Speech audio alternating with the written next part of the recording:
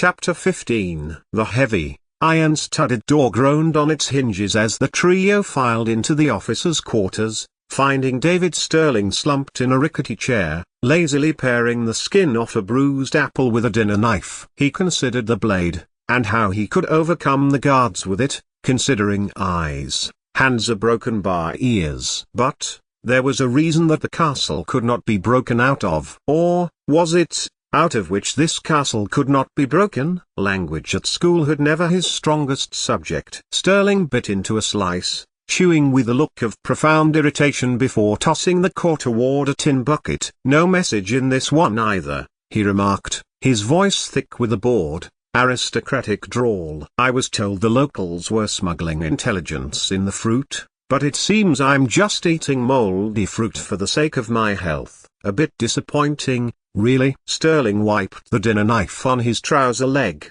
patently aware of the fact that the three men standing before him, Howe, Pat Reed, and Douglas Bader, looked ready to execute him where he sat. "You're disappointed in the apple, David?" Douglas Bader's voice was like grinding gravel. "That's a pity, because we're quite disappointed in the treason." Sterling's hand froze. He looked up, a smirk playing on his lips that didn't reach his eyes. "Treason? That's a bit of an exaggeration, even for you, Group Captain." He raked the gazes of the three of them. "If you're referring to the Joyce girl, I've already told you, she's a plant. Double-cross. She tried to murder Eve. She tried to stop a leak." Howe countered, stepping into the thin, grey light. His face gaunt. "And you, in your infinite wisdom, decided to play the judge, jury, and executioner." Sterling stood up, the chair scraping harshly against the stone floor. He reached into his tunic and pulled out a crumpled, stained envelope, tossing it onto the table with a sneer of triumph. "You want proof of her duplicity? There it is," Sterling said. "A letter from Paddy Mayne, after Termally. He's writing to her, his dearest Joey, with the kind of intimacy you don't share with a stranger. She's William Joyce's blood, and she's been burrowing into Mayne's life, too. She's a parasite, a house-torium." He was challenged by their murderous stares, clarifying slowly, using the Mayne name to cloak the Joyce blood. "A broken bar." Howe snatched the letter, his eyes darting across the familiar, jagged handwriting of the SAS's most lethal commander. He looked up, his face pale. "David, you absolute fool," Howe whispered. "What?" Sterling challenged. "I saw her for what she was. I treated her like the collaborator she is. We got drunk, stinking, blind drunk." Sterling smirked, and folded his arms. "And I took what was offered." He glanced around there. "I used her, before she could use me." Sterling interlaced his fingers and put his hands behind his head. "It was rough, ugly, a broken bar, exactly what a traitor deserved." Bader's face became a dangerous shade of crimson. He stepped forward, his prosthetic legs clicking rhythmically on the stone. He didn't look impressed by Sterling's conquest. He looked revolted. "You brag about that?" Bader's voice was a low growl. "You sit there and tell us you had rough intimation with a woman you believed was an agent of the Ablaze." Reed, having heard the abbreviated version from Collins, grabbed for Sterling's shoulder. Dick Howe pulled him back as Sterling brushed him off, harshly, and got to his feet. "Christ, Bader, you talk like you are out of a Victorian novel." Douglas Bader leaned forward on his prosthetics, meeting Sterling height for height. "If she were the enemy, Sterling, you've breached every security protocol in the book. You don't bed the enemy, you report them. Your attitude is disgusting. You didn't sleep with her because she was a spy. You did it because you're a hypocrite who couldn't handle a woman who didn't worship you." "It was a confession of sorts," Sterling stammered, his bravado finally flickering under the weight of their collective disgust. "No," Pat Reed stepped in, his voice cold and analytical. "It's vile, Sterling, and it's a lie. You didn't think she was a spy when you were in that bed. You wanted to break the challenge. Of course she is a Mayne." Reed slammed the letter back down on the table, right next to the discarded apple core. "Paddy Mayne doesn't write letters to strangers. He doesn't have dearests. If a Paddy wrote to her after the bloodbath at Termally, it's because she is the only person in this world he trusts. She isn't his handler, Sterling. She's his sister. The silence that followed was absolute. The air seemed to leave Sterling's lungs. She's Paddy's sister? Sterling's voice cracked, the aristocratic mask shattering.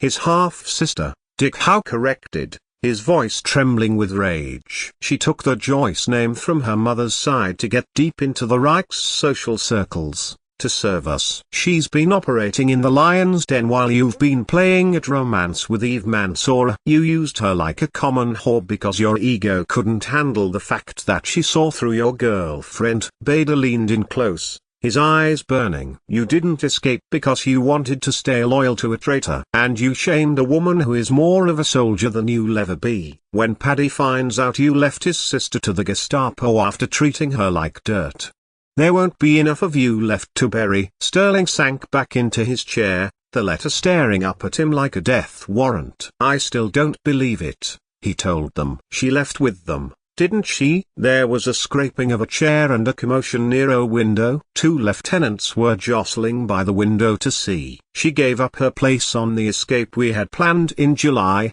gave it to another fellow, Reed went on, has been helping us escape, planting false trails with eggers. Then she's definitely a spy. Who wouldn't want to escape here, with you, Pat? He clenched his fist. She tried to kill Eve, so I gave the bitch what she deserved. Sterling's grin didn't even have time to fade as Bader's crutch caught him across the stomach, sending him and his apple flying. He sprawled on the wooden floor, his body heaving from the effort of being winded. Eve Mansour is the traitor. Dick Howe lunged, pinning Sterling against the stone wall with a forearm crushed against his throat. We have the Swiss cables, you arrogant fool. In answer, Reed held up a handful of yellow, thin paper. Leipzig confirmed it. Josephine is so. He thrust them towards Sterling as he inched himself gingerly to his feet. He caught them in one hand and glanced over the words. Josephine was the only one trying to burn the spy who you were too busy fucking. But the stalemated argument was interrupted by a young NCO tapping at the dorm's glass. Oi, fellows, come and look at this. 88,888,888. The attention in the courtyard was heralded not by birdsong but by the rhythmic, hollow thud of hammers against seasoned timber. As the allied officers were herded into the courtyard for rappel, the sight that greeted them was a grotesque intrusion upon the familiar grey stone. A stark, skeletal gallows had been erected in the center of the cobbles, its fresh-cut wood gleaming with a sickly paleness against the soot-stained walls. The atmosphere in the dorm was a powder keg of suppressed fury. Douglas Bader, balanced precariously on his prosthetic legs, stood at the vanguard of the British contingent, his jaw set in a line of iron, while Pat Reed and Dick Howe, with Charles Collins beside him, watched with a hollow, mounting dread. Even Sterling, watching what could only be gallows erected in the prisoner's courtyard, felt a cold tremor of a terrible realization. 88,888,888. London, Holloway Prison. Dudley Clark stood in the morgue, the smell of formaldehyde and damp stone clinging to his coat. He was a man who lived for the long game, but for the first time in years, the board had been kicked over. On the slab before him lay an empty shroud. Explain, Dudley said, his voice as thin as a razor. The prison warden shifted, sweating despite the chill. She was executed at dawn, sir. The physician signed the certificate. She was moved here to await the burial detail, but when the men arrived, the lock was intact, but the room was empty. Dudley didn't shout. He leaned over the empty table, his fingers tracing the cold metal. He knew Eve Mansour. He knew that women like Eve, women who could manipulate Montgomery and navigate the Abwehr, didn't simply vanish into the earth. If she wasn't on this slab, it meant someone had found her too valuable to hang. Someone in the deep shadows of the other intelligence services had pulled the switch, spiriting her away to be used as a ghost in the coming Cold War. She's gone, Dudley whispered, a cold dread settling in his gut. He thought of David Sterling, rotting in Colditz, believing the woman he loved had been executed for betraying Paddy Maine's sister. He thought of the fire that would consume David when he eventually learned the truth, that the woman who sold Josephine was still walking the earth. a phantom protected by the very crown she had betrayed. 88,888,888. 30 miles from Colditz, the world was a landscape of fire and churning mud. Paddy Mayne sat in the front of a mud-spattered jeep, a Vickers K machine gun mounted on the dash. Beside him, Henry Druce was glassing the horizon, his face a map of grim determination. They had just overrun a German rearguard outpost in a small Saxon village. While the rest of two SAS rounded up prisoners, Druce had kicked in the door of the local Gestapo substation. He emerged a moment later, clutching a singed folder. "Paddy," Druce said, his voice tight. Paddy hopped out of the jeep, his sand-colored beret low over his eyes. He grabbed the papers. It was a transfer log from the fortress. Maine, Josephine. Status, high security. Interrogation ongoing. Underneath, in a different hand, was a chilling addendum. Interrogated by Sterling, D. Result, compliant. Paddy's knuckles went white. They made Sterling do it. Those bastards made him touch her. "It says she's alive, Paddy," Druce said, stepping into his path before Paddy could vent his rage on the nearest prisoner. "It means the plan worked. Bill's sacrifice, the resignation, the lies. It bought her the time." Sterling bought her the time. Paddy looked toward the dark silhouette of the castle on the distant hill. He thought of the brat being used as a pawn by everyone from Eve Mansour to his own brother-in-arms. He thought of the kindness in Druce's heart and the darkness in his own. "We don't wait for the infantry, Henry," Paddy said, his voice a low, terrifying promise. "We don't wait for the shells. We go in tonight. We take the rock, and we bring them home." "I'm with you," Druce replied, checking the action on his Tommy gun. "For Joey, and for the man Sterling used to be." Paddy slammed a fresh magazine into his pistol. The Major can find his own soul. "I'm just going for my sister." As the jeeps roared to life, the SAS moved out into the night, a pack of wolves heading for the heart of the Reich, driven by blood, guilt, and the desperate hope that they weren't already too late. 88,888,888. When the truck finally rattled through the gates, its tires crunching over the gravel with an agonizing slowness, a silence so profound it felt suffocating descended upon the hundreds of men. The tailgate was dropped with a violent clang, and Josephine was hauled out by two guards. She was a ruin of the woman who had slipped into the loft. Her dress was a tattered shroud of silk and mud, her face a map of dark contusions, yet she moved with a spine straight, glacial dignity that made the soldiers flinch. A broken bar. Sterling stood up, stiff-backed. It had been too early in the morning when he had been shoved into the solitary cell. But he had not been alone. Indeed, the new commandant, Paul Perham, had been there, waiting for him. With Josephine tied and blindfolded to the one remaining chair, a broken bar. "My God," Pat Reed whispered, the words catching in a throat constricted by horror. "They've brought her back to kill her." The roll call alarm then sounded, and the cacophony of hundreds of men leaving their dormitory cells into the courtyard was so loud, Reed, who was pushing past his fellow officers, could no longer hear it.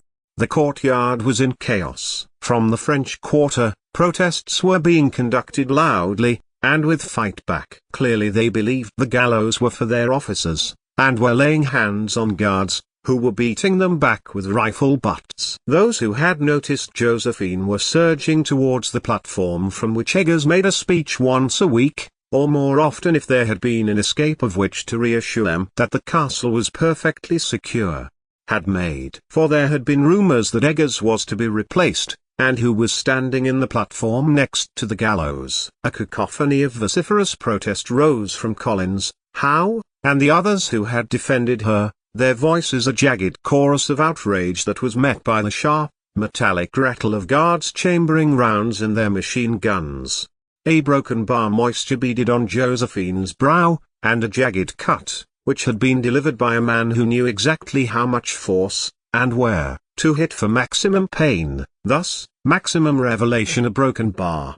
Prum stepped onto the wooden platform, his black uniform absorbing the morning light like a void. "Behold the price of treachery," he bellowed, his voice echoing off the high windows of the French Quarter. Josephine Joyce, found guilty by her own blood for the betrayal of the German people. She will hang at noon as a warning to every man who dreams of the wire. A broken bar, and when Sterling had finished, with the leather strap given to him, he had added a violent blooming of purple and ochre across her ribs, her neck, her thighs, enough to punish, not enough to break bony. A broken bar. A broken bar for Eve, he had told himself, while she struggled against her restraints, the raw, abraded skin of her wrists risking circulation cut off, so tightly she had been bound. A broken bar, her lip, split by a fist or a stick. A broken bar. A broken bar. Prum watched with satisfaction, as the violence from her former lover intermingled with the bruising physical intimacy they had shared. A broken bar.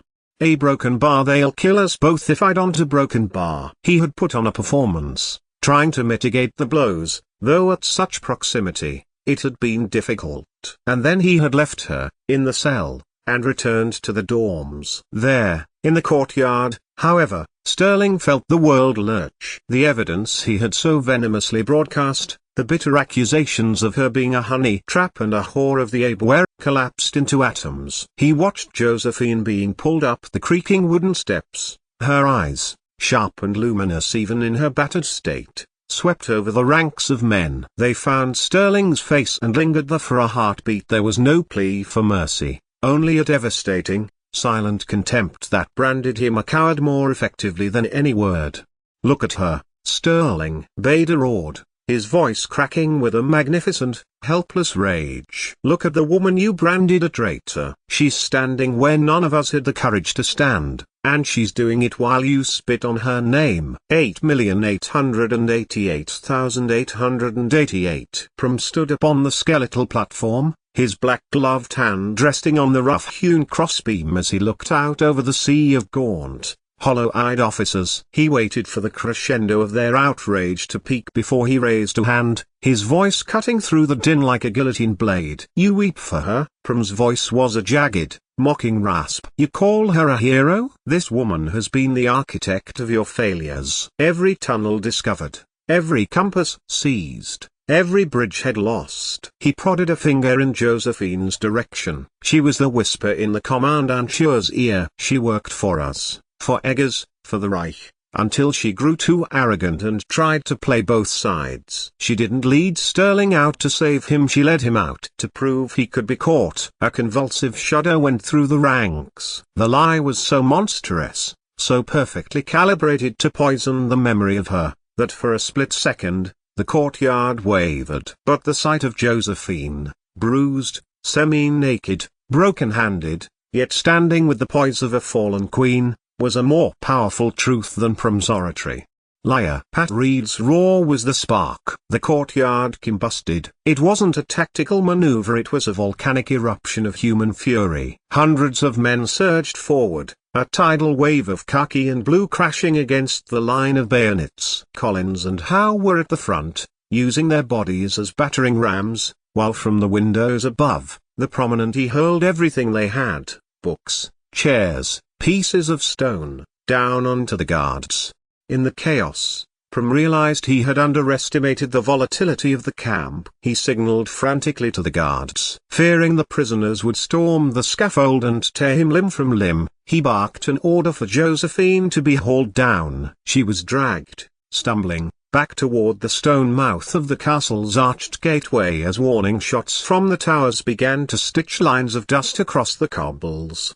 88,888,888. Josephine was thrown into a solitary cell in the deepest part of the German section of the castle, a place where the walls dripped a constant, freezing slime and the air tasted of ancient dust and despair. If she had been in any position at all to realize, it was that this place was adjacent water which fed the well through which they had scrambled down, and through to the German resistance.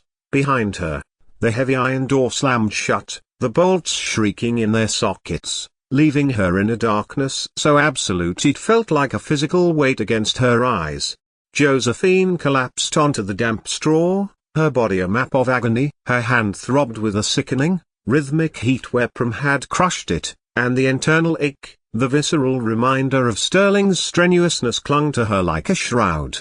But beneath the pain, A white-hot, frantic energy was beginning to coil. She didn't feel like a martyr, she felt like a caged predator. Every nerve ending was screaming with a desperate, claustrophobic need to move, to claw through the stone, to reach the sunlight that had been so cruelly snatched away. She thought of the radio Collins had built, the code she had memorized, and the rush of adrenaline as Milo of Leipzig in the face of Eve Mansour. She couldn't die here, not as a traitor in the eyes of the Allies and a discarded tool in the eyes of the Reich. Josephine began to crawl along the perimeter of the cell, her good hand trembling as she searched the mortar joints for a weakness, a loose stone, a forgotten scrap of metal, anything. The silence above was punctuated only by the distant, muffled roar of the riot still raging in the courtyard. She was Josephine Maine, Anne O'Neill by marriage, the woman who had breached the unescapable fortress once before. As she pressed her ear to the cold stone, listening for the heartbeat of the castle,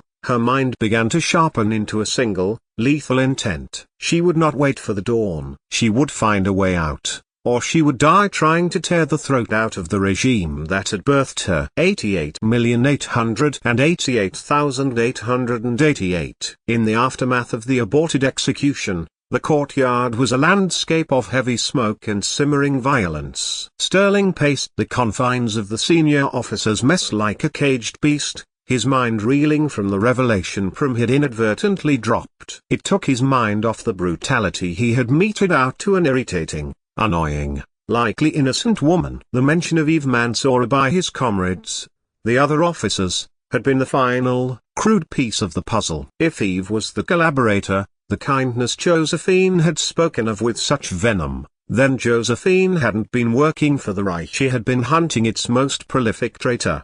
A broken bar. In which case, she might also have been telling the truth about Musi, and maybe even a broken bar. A broken bar, Paddy, a broken bar. Sterling slammed his fist into the oak table, the sound like a pistol shot. She's clean, he growled, his voice a low, vibrating rasp that silenced the room. Prom confirmed it. Eve Mansour is the one who's been feeding the ape where Josephine wasn't leading me into a trap. She was trying to get clear of the one person who could identify her. Pat Reed looked up, his brow furrowed. We knew that all along, Sterling. But believing me, though the new commandant, Prum, Sterling confirmed. Prum, Reed continued, is humiliated. He'll go back for her the moment the guards regain full control. Then we don't give them the chance, Sterling snapped, leaning over a crude map of the castle's foundations. The arrogance that had fueled his fucking the life out of her in the cell had transformed into a cold, lethal focus. He felt the weight of his own cruelty, the way he had branded her a whore and a traitor, the way he had inflicted pain onto her body, was a burning debt deep in his soul. The ventilation system connects to the old laundry vents, Sterling explained, his fingers tracing a path through the stone veins of the fortress. It's a vertical squeeze, barely enough for a man, but if we can create a diversion at the main gate, something louder and more violent than the riot, I can drop down into the solitary block.